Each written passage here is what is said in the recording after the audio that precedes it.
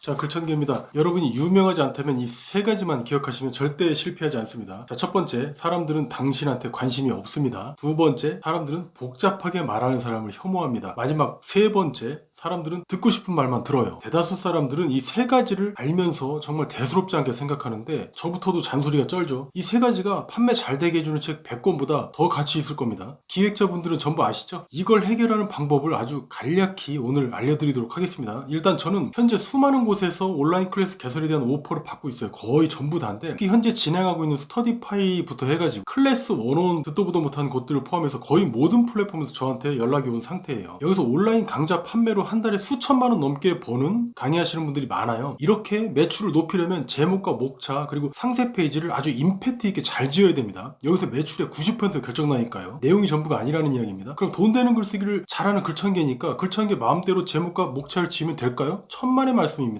오로지 상대방에게 필요한 말만 해야 돼요. 안 그러면 100% 실패입니다. 글을 잘 쓰는 사람은 오로지 상대방이 듣고 싶은 것만 씁니다. 나머지는 다 글 못 쓰는 사람들이에요. 지식이 많고 적은 건 여기서 아무 상관이 없어요. 예를 들어서 여러분이 집안의 명예와 자랑인 국회의원이라고 해봅시다. 그런데 여러분은 허구한 날 집에 있는 5살 난 아들한테 여러분의 전문 분야인 정치판 이야기만 하고 있다면 어떻겠습니까? 내년에 누가 뭐 당선될지 뭐 이런 것들, 이 아이는 아빠가 자랑스럽지 않고 지겨울 겁니다. 아이한테는 장난감이나 놀이동산 뭐 이런 거 이야기하는 사람이 최고잖아요. 즉 글이든 이야기든 영상이든 상대방이 좋아하는 걸 다루지 않으면 그냥 망하는 거야. 그런데 놀랍도록 많은 분들이 자기 이야기만 글로 쓰고 아주 자랑스러워하고 있어요. 이러니 성과는 무슨. 자, 그럼 사람들이 실패하는 이유 세 가지를 풀어서 설명드리고 마치겠습니다. 첫 번째, 사람들은 여러분의 말에 관심이 없다는 점, 즉 임팩트를 줘야 다음 한 줄이라도 더 읽는다는 말입니다. 그러려면 지금 쓴 문장이나 설명을 훨씬 더 짧게 쓰면서 수치까지 곁들이면 사람들이 아주 좋아하겠죠. 제가 두 가지 문장으로 비교해 드리겠습니다. 자, 첫 번째 문장. 저는 작년에 곱창집을 열었는데요. 장사가 아주 잘 됩니다. 월 매출 1억이 넘었어요. 왜냐하면 곱창을 좋은 걸 쓰기 때문입니다. 그리고 곱창에서 냄새가 나지 않게 다듬는 노하우도 가지고 있어요. 또 밑반찬도 가지수를 10가지 이상 손님들께 내드리고 있어요. 이래서 매일 가게는 손님들로 북적북적 됩니다. 그런데 이렇게 장사가 잘 되는데도 적자예요. 이게 바로 첫 번째 문장입니다. 자, 그럼 두 번째 문장 바로 보실게요. 장사가 잘 돼서 월 매출은 1억인데 적자예요. 자, 두 번째 문장 끝입니다. 일부러 짧게 쓴 게 아니에요. 저 많은 이야기를 쓸 필요가 없다는 거고 문장이 길면 임팩트가 없다는 말을 제가 하고 싶은 겁니다. 두 번째 문장에다가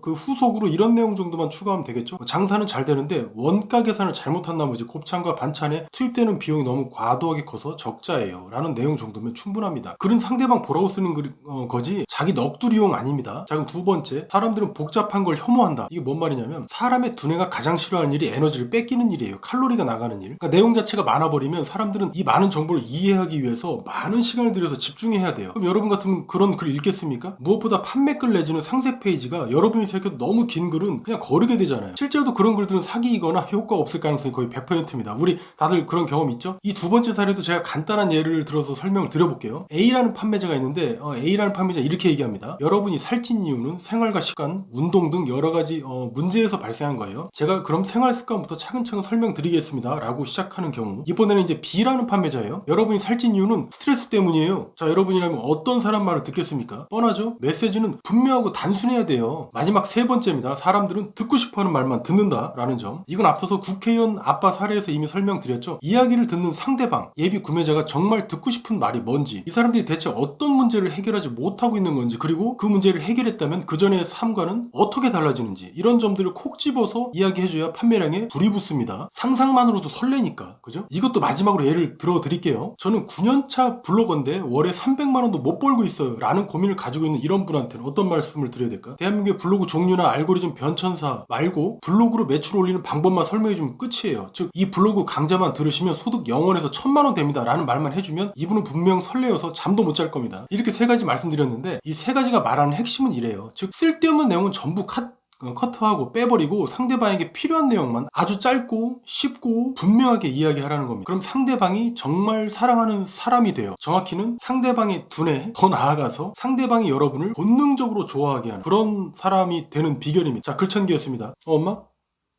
이번에 나 사업하려고 하는데 돈 5천만 원만 빌려줘. 왜 그러냐면 여보세요? 여보세요?